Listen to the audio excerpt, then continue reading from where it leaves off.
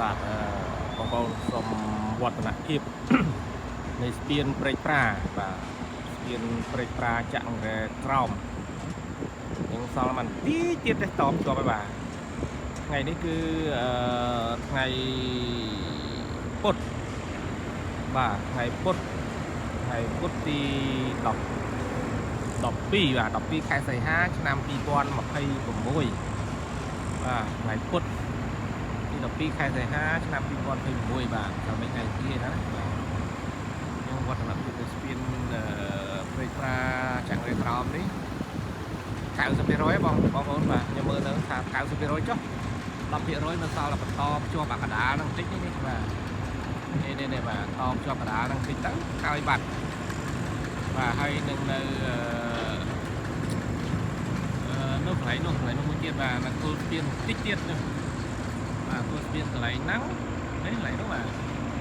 នេះនោះបាទហើយនឹងកដាលនេះបាទហើយនឹងមកគល់ស្ពានខាងនេះតិច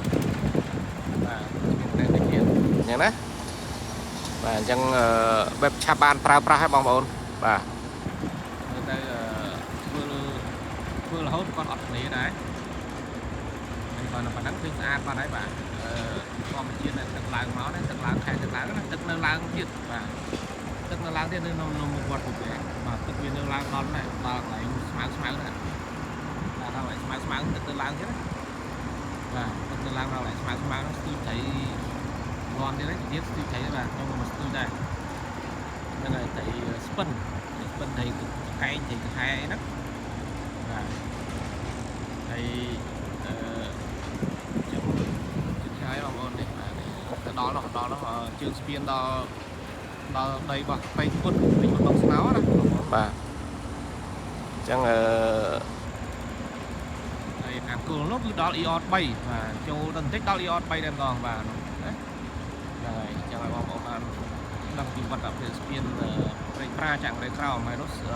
ពេលបង្អែកចាក់រែក្រោមបាទ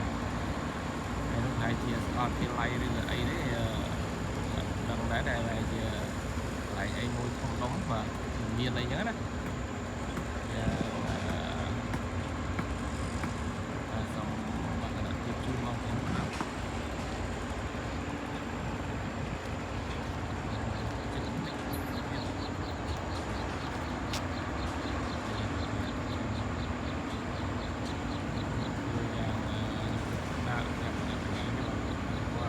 ចំណុចកណ្ដាលហ្នឹងគឺកន្លែងកប៉ាល់វាត្រូវឆ្លងកាត់ណាអញ្ចឹងគឺធ្វើពីពេកបានអញ្ចឹងហើយបានគេធ្វើគូស្ពានគូណាបាទវាឆាប់គូស្ពានស្មៅពេលស្មៅថតបាទណាចាំសូមជូនប៉ុណ្ណឹងវត្តនភាពនៃស្ពានចាក់រែក្រោមព្រែកប្រានៅថ្ងៃទី12ខែសីហាឆ្នាំ2026បាទពីមុខវត្តព្រែកប្រា